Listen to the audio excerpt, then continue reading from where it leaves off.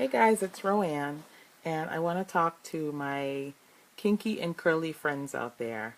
Um, I want to share a hair story with you guys. And to give you some context, I think it would be helpful for me to share my process first and then share what happened or how I got to this place.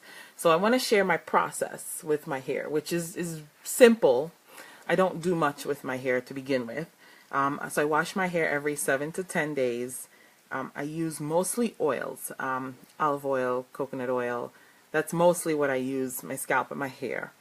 Not for washing, but for after washing. Uh-oh. What the Sam Hill is that? Piece of aloe. A piece of aloe. So you know where I'm going with this, but hang on. All right, so sometimes I do use, along with the oils, I may use a hair cream. And there's one in particular that I like. It's the Yucca and Plantain one by Shea Moisture. I've tried some of the other stuff that doesn't really do much for me. That's the one I like. It was actually recommended to me by a natural hairstylist. And I have to say that does work great. And oh, the combs that I use. So when I'm washing, I use either one of these. More this one more recently. I just have this in my travel bag. Well, I have one in my travel bag. And I do use it. I don't mind using it. It works great. But this is the one I use more often. And then after I wash and I'm, parting and, doing the styling, the combing out the knots that I usually do, I use this. All right. And in between my washes, if I do need to comb my hair, I never comb my hair dry. Always use a spray bottle, and at that point I may use the additional of the hair cream stuff. So I don't comb my hair dry. My goal is to lose as little as possible of my hair. Right? That's the goal. And it's funny because it's not like I've had a hair loss issue. I've never had a hair problem per se in my life. I used to have dandruff in my teens and early 20s, like bad. But I also had other bad skin issues at that point in my life too. So here's the story so that you could see what made a difference. Now my routine's pretty simple, and I've never had a problem per se, but every time I would wash my hair, I had a handful of hair that came out of my head. And I would just wonder, like, how do I still have hair on my head if every time I washed my hair I would lose this much hair? And I figured it was fine because, like I knew I was doing the best that I could then, right? I was not, I didn't have patches or any of that stuff. I had hair. Like I said, I never had a hair problem. So I never thought, well, there was something else I could do, but here's what happened, right? So last spring, if you watch my my Let's Chat videos, you will remember that I had a tooth issue. And in my treating that tooth issue, which I was also treating internally, topically, I used aloe. So I just cut a piece of aloe and I put it on my face. Because aloe, it does a really great job of topical exchange. Like when you put it on your skin, it penetrates, everything penetrates your skin. But the aloe penetrates with its healing properties. Aloe is anti-inflammatory, it's antibacterial, it's healing. It's got proteolytic enzymes in it. And so that actually did help soothe my face and help reduce my swelling when I had my tooth issue. And I know how great aloe is. I mean, I grew up with aloe, but I never made the connection to think I should put this aloe on my hair, even though I'd used aloe vera gel on my hair before too. So the couple times that I cut my hair really short, that's what I used because I didn't want to use, other hair gel or other hair products that was adding more toxins to my body. So I used the aloe vera gel that they used to sell, and they probably still do, for sunburn in the bottle. I would buy a big bottle, and that's what I would put in my hair, and it worked great. And it did dry a little crispy, but it worked great. But again, I just never made that connection. So end of the summer, I brought all my, plants that would freeze inside, and I brought in my little aloe forest. And so every so often, I'm like, I've got all this aloe here. Finally, around mid-November, I said, let me try this aloe in my hair. I'm just going to put it in my hair and see what it does. So I did that. And by mid-December, so I was going to do it when I wash. I'd wash and put the aloe in and then put my styling stuff in. Right. So mid-December, I was listening to a presentation, and the woman was talking about the keratin-like properties of aloe. And I perked up because I'm like, I know what keratin is, right? And if aloe does what keratin does, then I think I'm on the right path here. So if you don't know, people use keratin treatments for strengthening and repairing hair. So you go and, they, for whatever reason, I've never had one, so I can't say they're, good, bad. I have no comment on it. But after I heard that, I did a little research, and I was like, oh, this really does do that stuff. Okay, cool. So I'm going to keep using it. So I did. I have to say that I did feel like my hair strands did feel stronger. Like they just felt stronger, less thin. They felt more bulky.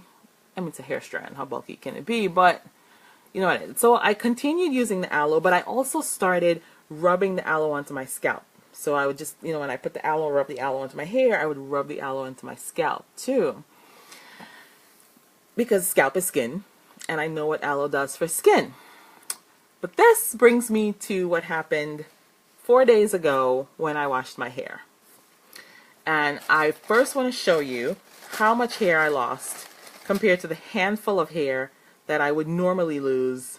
And I saved this really just to show because I was shocked pleasantly and surprised by it. So this is how much hair I lost on my last wash. Like if you see this is how much hair I lost. Right? Compared to the handful of hair that I would normally lose in a wash, in one wash, I would lose 4 times this much hair. I am so in awe of this. It's amazing.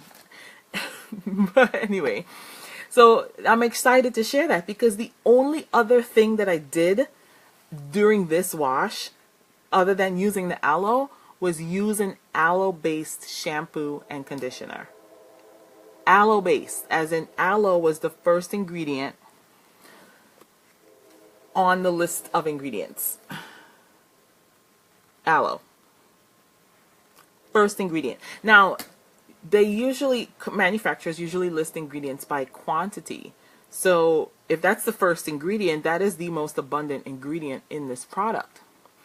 Now, there's also beneficial botanicals and other stuff in there, which is great. But again, aloe was the first ingredient, which is so cool. Now, typically a shampoo is water, something else, sodium lauryl sulfate, which if you're not aware is it's basically harsh. It's a harsh detergent.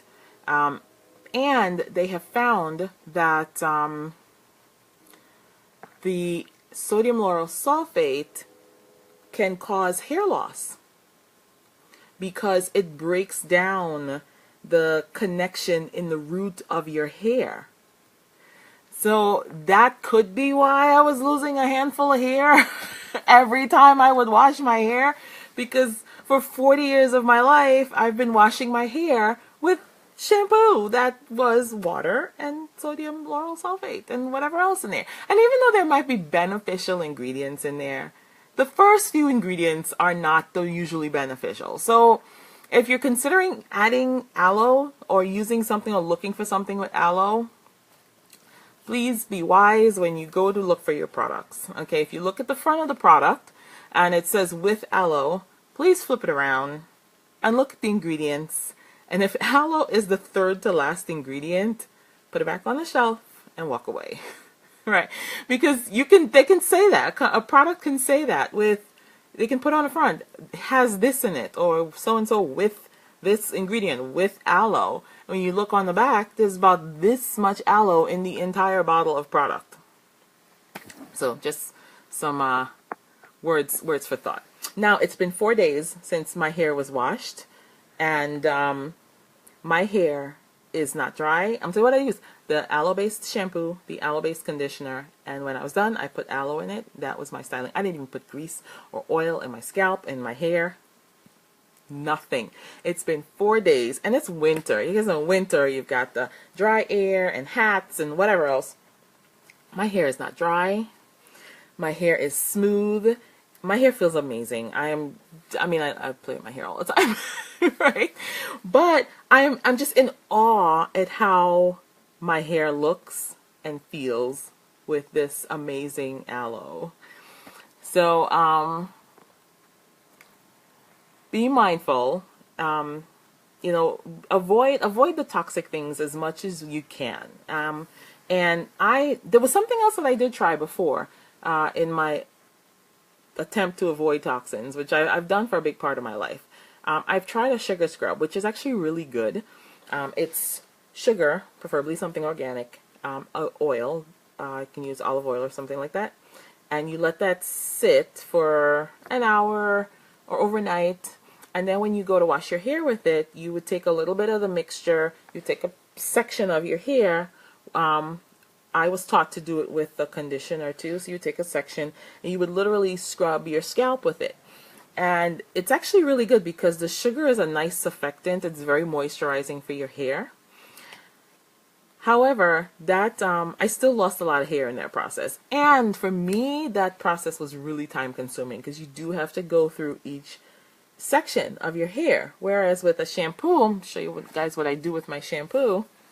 I stick it in one of these, right? So that way I could literally, put my finger over the tip, just go like this through my hair, get it in there, and it's where it needs to wash. And with this particular shampoo, I really don't mind doing that because I know I'm not putting anything toxic on my scalp, which is exciting for me. So even if avoiding toxins is not your goal, I encourage you guys to try the aloe for your hair.